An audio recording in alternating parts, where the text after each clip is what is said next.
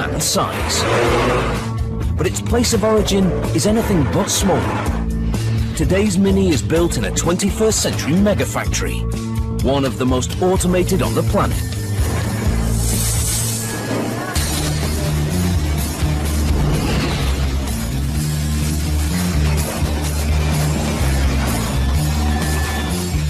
With 3 models already in production, the plant is about to introduce one more.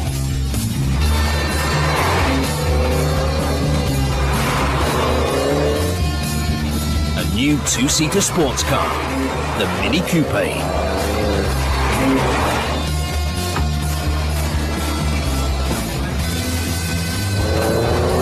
The Coupe is to be unveiled at the world-renowned Frankfurt Motor Show in just a few months' time.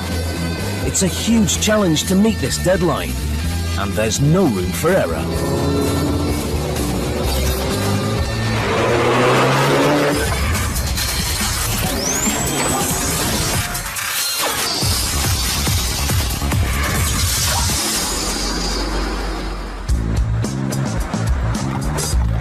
The Mini, one of the most recognizable cars in the world.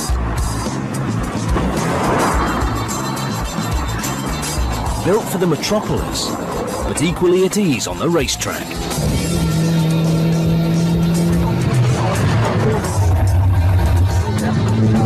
One of Britain's best-selling automobiles, with over 7 million produced for the global market.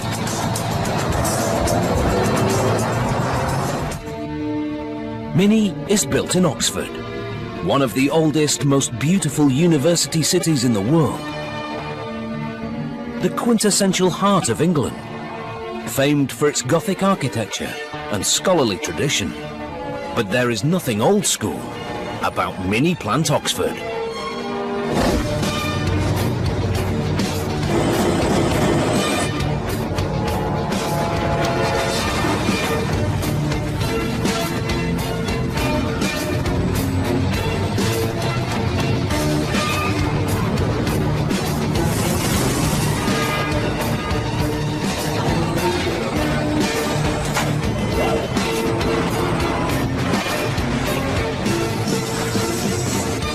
This megafactory is divided into 3 sub-factories.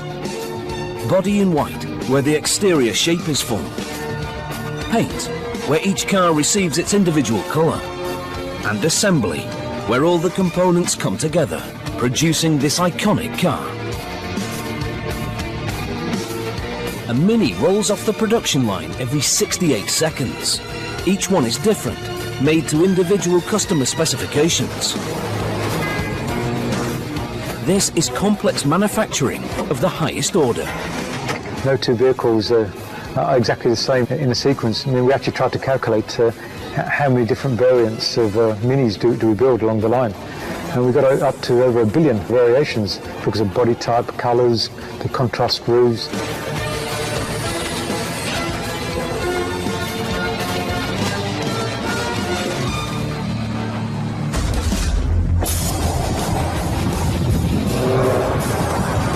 But now a new challenge has been set to produce a brand new model, the Mini Coupe.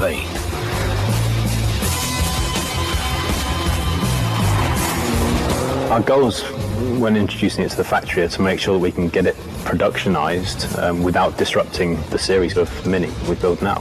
Everyone has to be prepared. It certainly can't jeopardise the entire factory because of model introduction. But with the Frankfurt Motor Show only a few months away, the pressure is on. The coupe must be in full production to be ready for its global debut.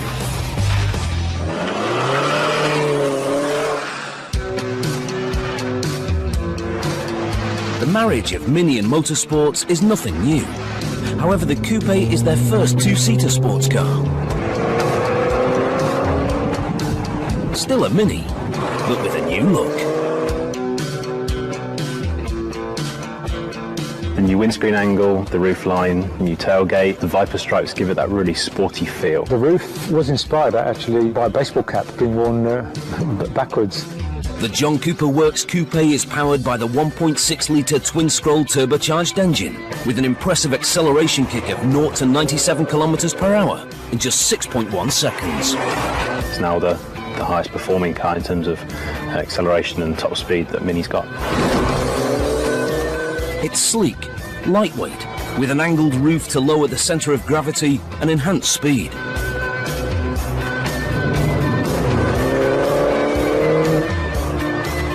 Highlighting the sporting credentials is the active rear spoiler that pops up at 80 kilometers per hour and drops back sitting flush on the rear deck below 60 kilometers per hour. I'd say it had the speed of a cheetah and the agility of a gazelle. This is a completely unique concept Mini.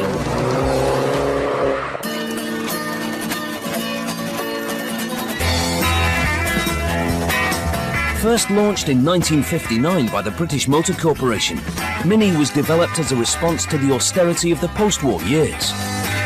But as it steered into the 60s, it became the car of choice for not only the average man, but celebrities alike. Mini came to embody the very spirit of the era.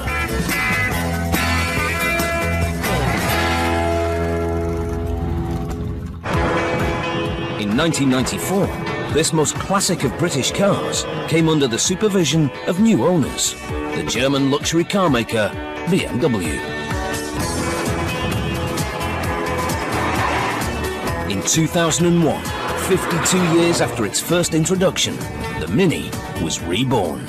Originally, this factory was set up for 120,000 cars per year maximum, and only a few years later, 2006-07, manufacturing made already 240,000 cars per year, so simply doubling in a few years. Such is this success story that Plant Oxford is nearing production of its 2 millionth car.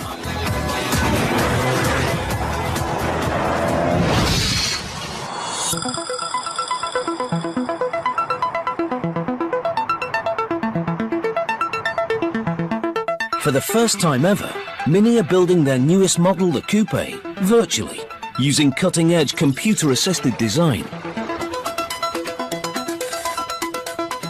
Project manager Tom Fester is responsible for its integration into the factory. The virtual studio allows us to bring together all the computer drawings that the engineers have done, and we bring them together in the order which we actually assemble the car in reality. The virtual build is also essential for engineers to check that everything works. Well, we're in the virtual world. Is there any way we can model that? We have to model it, yeah. I think we'll get some parts mocked up. Okay, so on this occasion, we'll have to make a model. We'll have to, there's limitations of what we can do, but geometrically, it's fine. The virtual studio was actually introduced because of the Coupe, because we needed to be faster. It saves an incredible amount of time, so we can take months out of the program. As with all Minis, the Coupe's life begins in body in white. This is where the chassis is welded and fused together. High-tech robots assemble 425 individual body panels per car, applying up to 1,000 welds an hour, making body shell production almost 100% automated. This is 21st century state-of-the-art car manufacturing.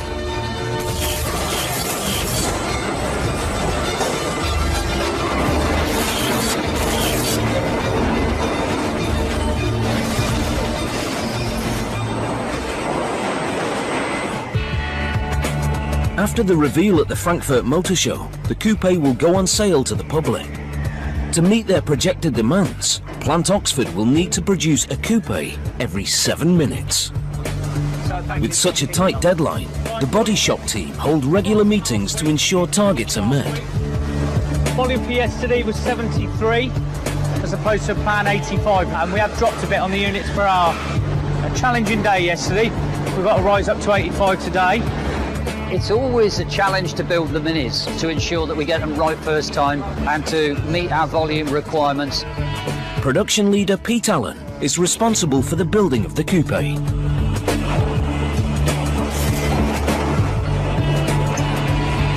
The Coupe is a two-seater Mini, something that we haven't had previously. The underbody is similar to our other Mini because we do use the front end, the mid-floor and the rear floor. But when the differences really start to appear is through the framing facility, where we put the sides of the car on and where we put the roof on. And that's where it takes its major difference from our other Mini products.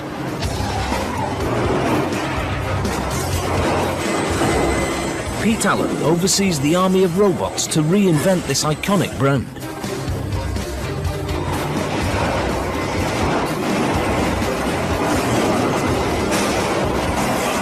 You can program them to put a set of spots in certain positions, and they will continue to do that, and those positions will be exact, they will be as they're programmed, and they will be repeatable with no variation at all.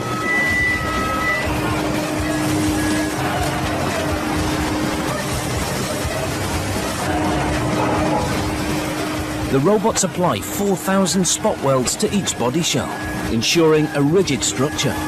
It's all about a joining technology. We take metal and we join that metal together and we manufacture a body shape out of it.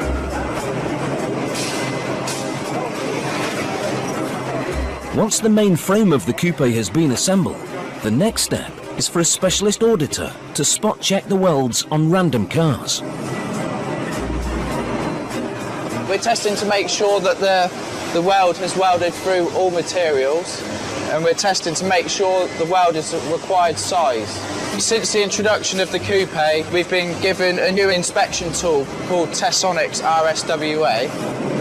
The kit works by passing sound waves through the metal, sending the wave back to the probe. It calculates the distance in which the sound has travelled. The probe and the software then converts that into an image that we can see on the screen. This process is essential to assess the calibre and integrity of each weld. This is measured 6.2 millimetres, so we're well over our specification, which is good.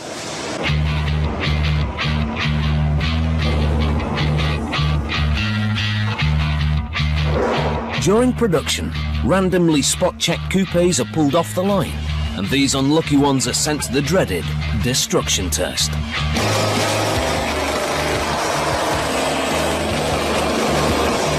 What we're doing here is, on the coupe, we're checking the weld integrity by opening up the panels with the hydraulic tools.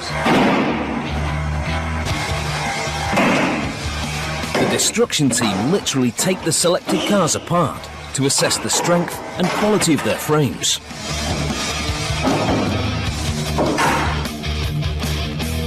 Got a weld slug there of 6.85 millimetres, so I know that my weld is way within spec, which is good. This dismantled coupe will be recycled to start its journey again.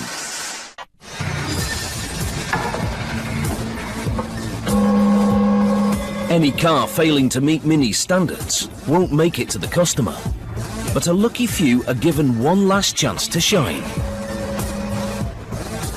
Tucked away in a small pocket of this megafactory is the home of OX4 racing. In their downtime, enthusiastic workers convert the rejected Minis into high-powered track cars that they race in the Mini Challenge. They'll go up against clubs, other factories, and some private racing teams. The team's actually been here for over 10 years. We started racing the Mini Challenge in 2001. So it's been a part of the plant for many, many years. The season is drawing to a close, with one of the last races just a few days away. The championship is still up for grabs. This is the final build stage for the car before the race, so we're just putting it back together after a bit of a rebuild from the last round. We've replaced a lot of new panels on it, so we're just putting the final finishing touches on it before the weekend. In just a few days' time, it'll be off to the race in Anglesey, Wales.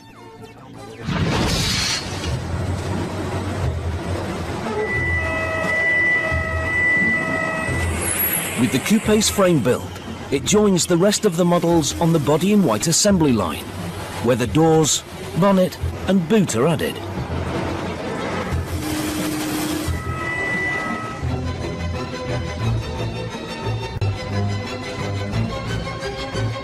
The cars then head to a mezzanine floor to position them for one final step, a strict quality control evaluation.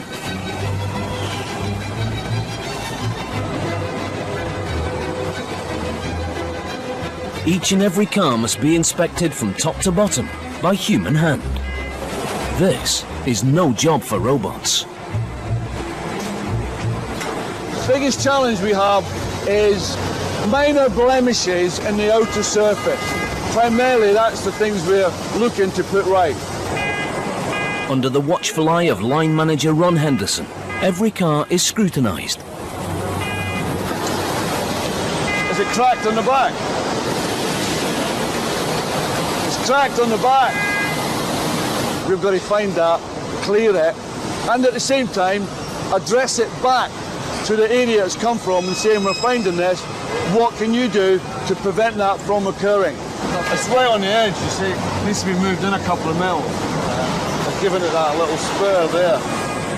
Any problems with any model must be rectified immediately, otherwise factory production could be disrupted, affecting the coupe's looming deadline. Hey, we've got a weld spur on a spot. It's a bit close to the edge by the VC post on the right-hand side. I need you just to come and have a look. It might mean you have to just move this particular spot on the robot because some of the spurs are quite bad. It's not a rework line, it's a final line. So obviously it's to find faults, address them back so that they can then identify them and put them right. Ron Henderson has a passion for the Mini that runs through the whole factory. The Mini's a cult car. You can be anybody, turn up anywhere in a Mini, and it doesn't matter what you are. You could be a working class man, or you could be a very rich man. It's a classless vehicle. With Ron's approval, a batch of coupes pass inspection.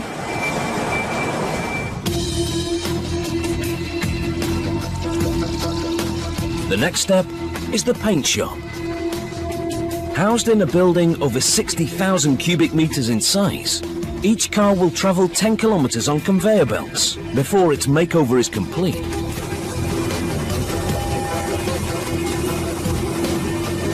Tom Bennett is a veteran manager in paint. He's one of 3 generations to have passed through Plant Oxford's gates. Coming to work is my life. When I very first left school, I started spraying in some little backstreet garage. And I eventually come through to, I come here 3 paint shops ago, and I started off spraying on the line. So I love spraying, I love paint. Give me a spray gun, and I'm happy. The wide variety of colour options add to the unique look of each Mini. There are 14 different colours to choose from, but surprisingly, the most popular one is white. We got the 4 different roofs, and we can mix and match those roofs. Any colour the customer wants, any roof, we can do it. Before each car receives its designated colour, it must first undergo a rigorous preparation and cleaning process. The pre-treatment is like a pampering spa for cars that includes chemical baths and rinse showers.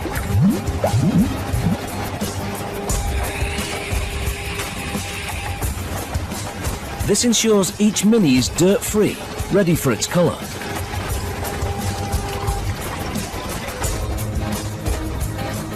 Engineer Darren Green oversees the chemical baths process. Just checking the quality of the phosphate coating here to see if there's any dirt, any problem with the crystal structure. It's looking pretty good. It's very, very important just to check where we are, dirt levels and oil, any contamination on the cars to make sure they're as clean as possible, ready for the coat dip.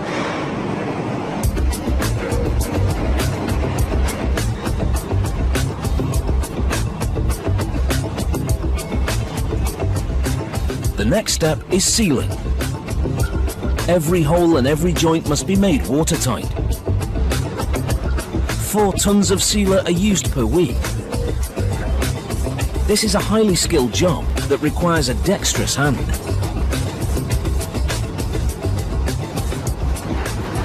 I'm just taking away this sealer here so I can join up the seams, just keeping it all neat and tidy because the customer sees these seams, so it has to be pretty good, pretty neat, you know, just to make sure everything's in order. With a new model introduction, workers at the Oxford plant have to learn a new skill set to be able to adapt. They must learn quick, otherwise factory production is compromised. The coupe, when it first came down the production line, it was pretty difficult to adjust.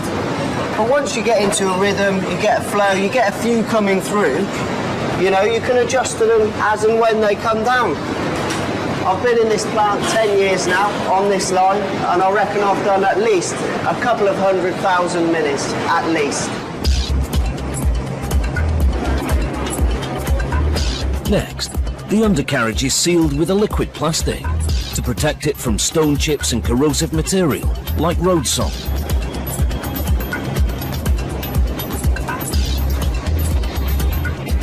Every hole has to be sealed, and sealed precisely. The cars are then left to cool for 1 hour before entering the very final stage of paint preparation, a dust down.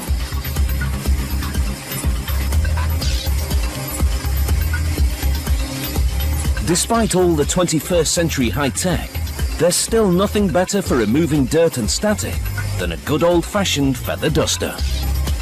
These feathers, from the ostrich, are able to attract small particles and keep hold of them, ensuring a perfect finish.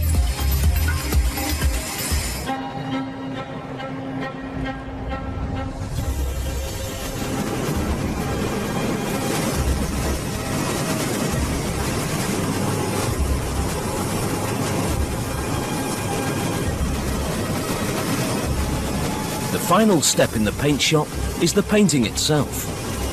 Here, a 21st century megafactory meets good old-fashioned craftsmanship. The prescribed colour is applied using both robot and human-operated paint guns.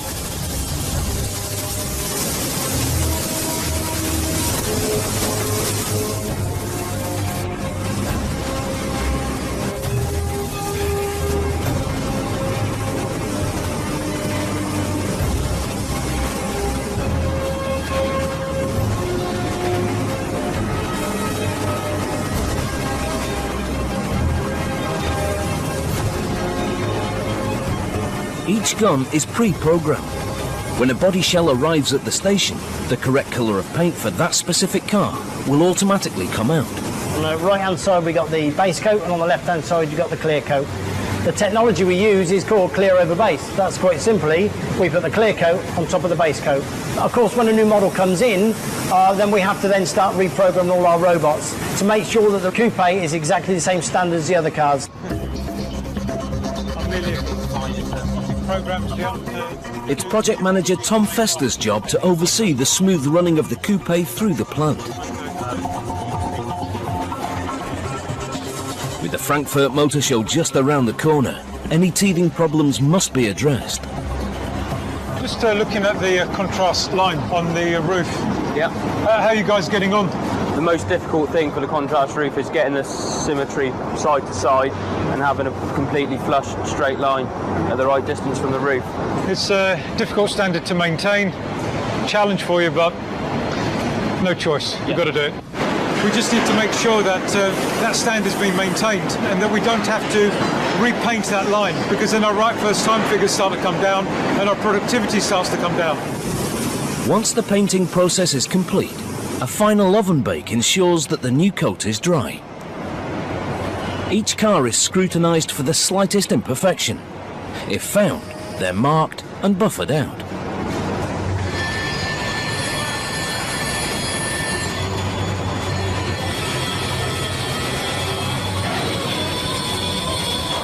A last polish and wax is applied, and the Minis are ready for assembly.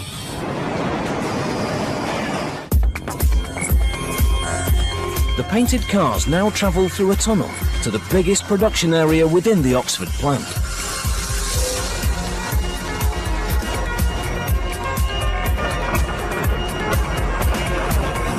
There are 5 major stations, an army of highly trained workers split into 2 working crews.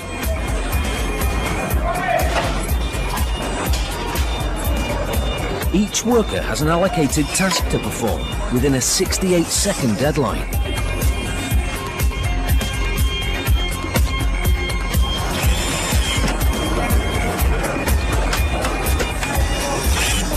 It's here that these iconic cars come together.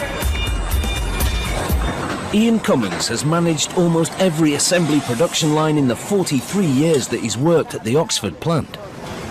We effectively receive a painted body shell. Our job is to fit around about 2,000 parts to every Mini.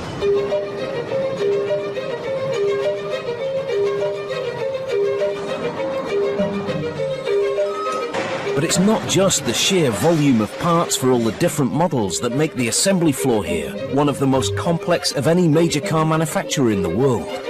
The unique thing with the Mini brand is the individualization. The customer gets to specify as much as they want. In a gigantic sorting house situated next to assembly, 16,800 boxes of parts are delivered every week. The logistics team oversee this intricate system, ensuring that every part is married up to its designated car. The parts are received in bulk, then picked in sequence using an electronic scanning system that scans that part for that particular order in the correct sequence in the delivery pallet, and it's then presented to the associate track site. This essential step enables the production of 850 individual cars a day. We received 700 new part numbers for the launch of the coupe model, and obviously if the right part isn't at the right place at the right time, the whole system will come to a stop.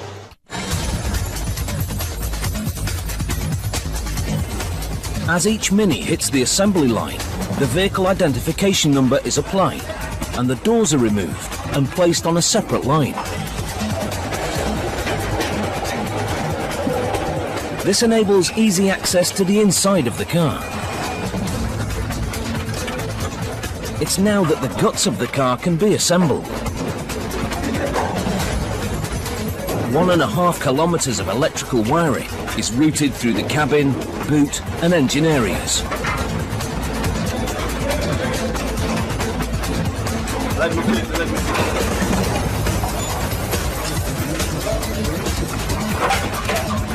The job of rigging the electronics is physically demanding. Don't see any girls up there. All of it is hard, especially if you've never done this kind of work before. Everyone's got a big part to play in building the car, and trying to bring that all together is very challenging in itself. It's teamwork that makes it unique. Everyone communicates, so it enables us to work like this, and at this speed as well. As model introduction of the coupe progresses, project manager Tom Fester ensures that all is running smoothly on the assembly floor.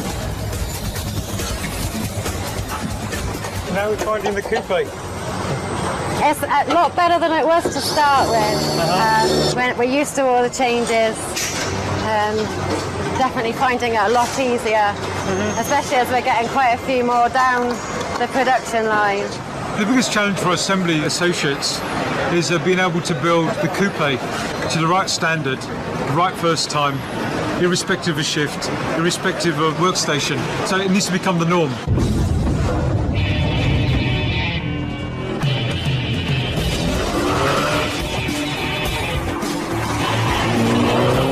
Each Mini Coupe has nearly 700 trim options, allowing for 15 billion different combinations. And in true sports car fashion, no expense is spared on the interior. Just by sitting inside the car, statically before you go anywhere, you begin to smile. The car just wraps itself around the driver. And as soon as you start to move, you realise you're in quite a nice machine. Mounted on the dashboard are two chrono Swiss clocks, one a standard timekeeper and the other a stopwatch for recording lap times.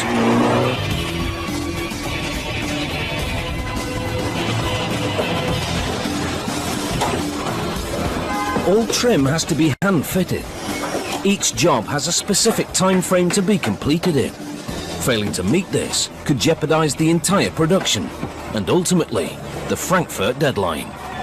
Fitting the trim is one of the hardest jobs in the factory. On this particular job, there's a 3-man job inside, so we do one in every 3 cars. So we have 3 minutes to do the inside to screw it all up and secure it. You need to be the sort of person who doesn't give up easily, especially when you're learning on a new job and you've got 1 minute to do that job. Some of them are maybe delicate with your fingers. You've got to be very fiddly. Like this one's very fiddly with fingers. If you hit it too hard, you break it, and it can hurt your hand when you're not used to it because you're using muscles you don't normally use. So you have to be willing to take, your body has to take some abuse, if you see what I mean. As each car goes around the assembly line, its allocated engine is simultaneously being built.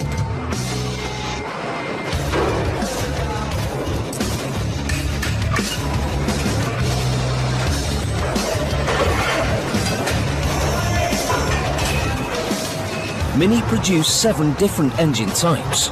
At its top end is the beast, the John Cooper Works. A 1.6 litre engine that produces an impressive 208 horsepower.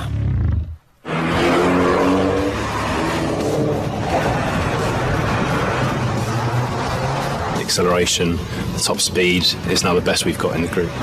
This John Cooper Works coupe will go from 0 to 97 in just 6.1 seconds, with a top speed of 240 kilometres an hour.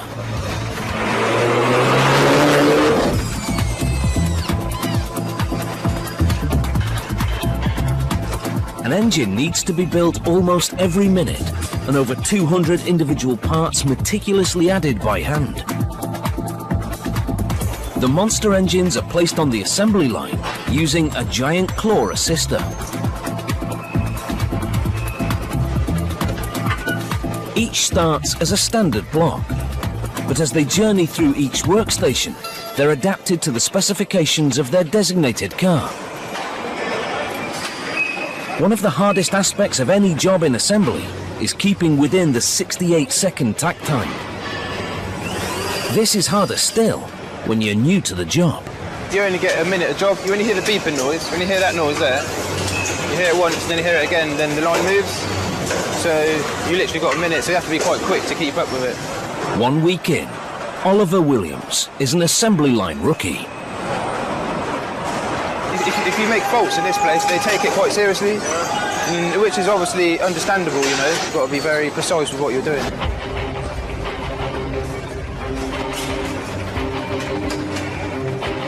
The engine is now put onto a large sling and onto a pre-assembled front suspension frame.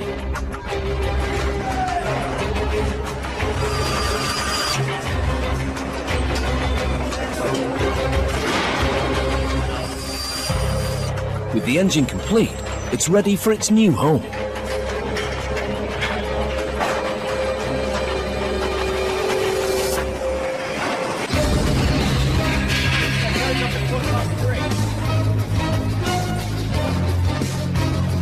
And its arrival is timed perfectly to be paired with its designated car at precisely the same moment.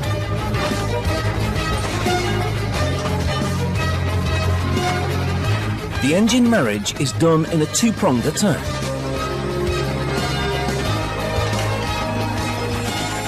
One robot, 2 humans.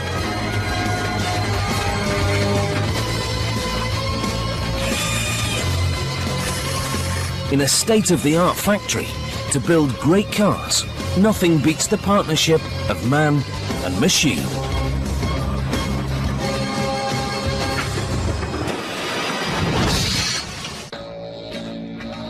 "380 kilometres from Oxford, in Anglesey, Wales, the Mini Challenge is gearing up.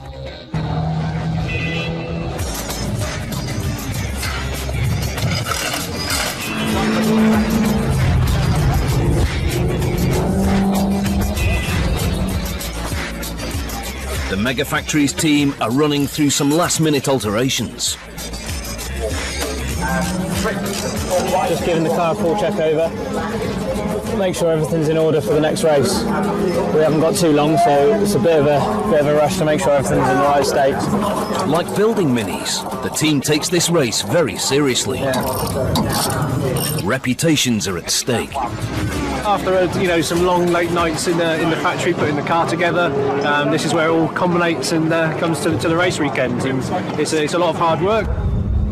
The teams come from all over the United Kingdom and comprise of Mini employees, part dealers and enthusiasts. Competition is tough. One of the favourites to win this year's series is Team Accelerate, a privately owned race team. There's a lot of drivers out there this year that are dedicated and putting a lot of time and practice and money into the driving of the car and the practicing of the car. So obviously a lot of us now want to win it quite badly. all friends off track, which is great as well, but obviously on track there's no friends. So the racing's close, you've got that rivalry between you, and the championship's very close at this stage as well. So yeah, all to play for. These are the two used ones that we've carried over. Okay, they don't look much better than the new ones now, do they? No. I mean, that one's actually had it on the outside, isn't it? Oh, Christ, good state of that. What have you been doing, Bristow? I really don't know. Gavin Bristow from the Quality and Engineering Department is today's driver. Yeah, before the start of the race, it's always a bit of a combination of nerves and excitement.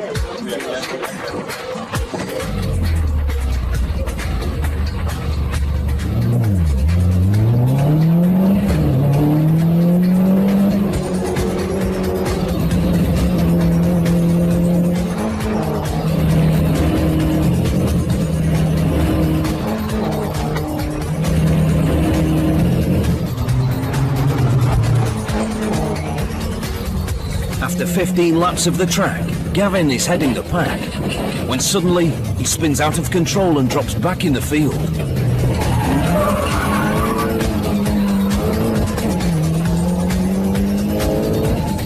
Luke Cordell from Team Accelerate takes the lead.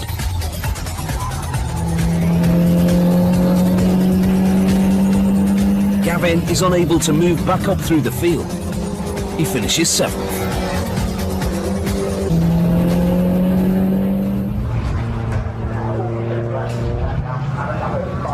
Eventful race, but a little bit of damage, but it's all good.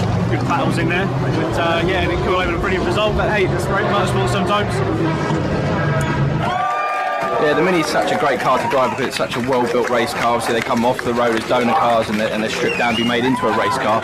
Obviously, with the wet tyres and stuff like that, they give us great grip in the rain as well. So yeah, it's a great car to drive. The team head back to Oxford. Perhaps next year's new generation car, the Coupe, will be in contention for the top spot. Mini has been owned by BMW since 1994. Since then, it has become one of the world's leading cars. Under new owners, production of this iconic car is seemingly unstoppable and soon to reach a significant milestone. The 2 millionth car is about to roll off the production line. Such is the brand power of Mini that British Prime Minister David Cameron has come to mark the launch of this landmark car. Today is a very good day for Mini. We have just managed to build a 2 millionth engine. Then it goes over to scuff up to meet the body. Then it goes towards end of line once the car's finished built, where David Cameron is waiting to drive the car off end of line. I just wanted to be with you today to celebrate the extraordinary success of your business here, but also of car manufacturing today in the UK, to take that iconic British brand, to give it this great modernisation, and then to produce version after version that has had such commercial success, not just here, but all over the world.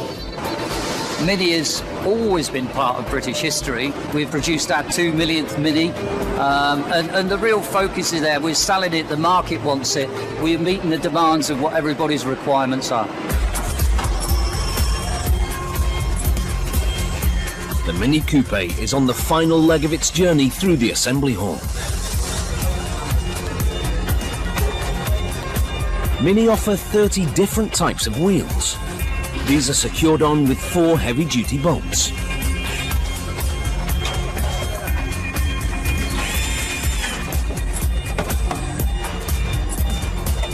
Next to go on are the doors, which each car hasn't seen since the beginning of assembly. And after fuel is added, the final step is to brand the car. They are now driven for the first time.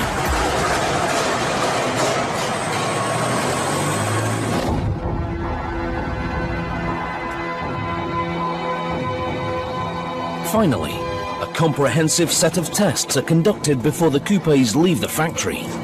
These are of paramount importance when introducing a new model.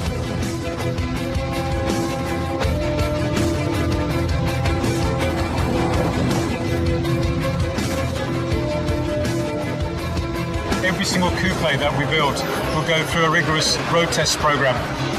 If we find one rattle, then we're not satisfied. To find any such squeaks or rattles, the cars are driven over specially constructed cobbled tracks. If found, the car is taken straight to the shaker rim.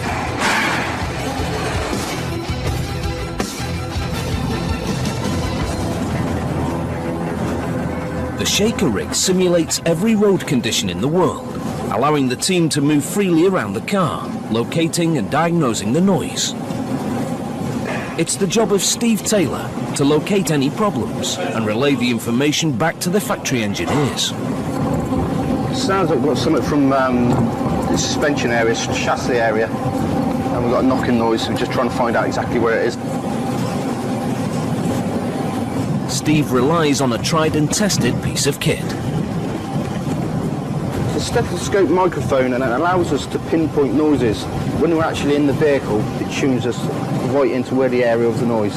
And noises from the left down rear quarter, it does sound like the exhaust. The rest of the car is very good, very satisfying when you eventually get there and you find out what the issue is. With the final test complete, Plant Oxford is now in full production. Targets are being met. Coupes are beginning to roll off the line.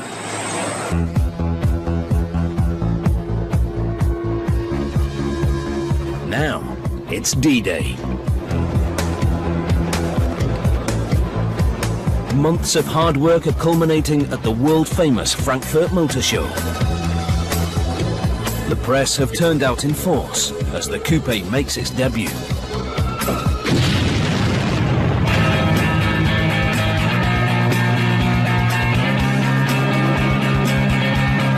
Now the coupe is complete, the design team can reflect on a job well done.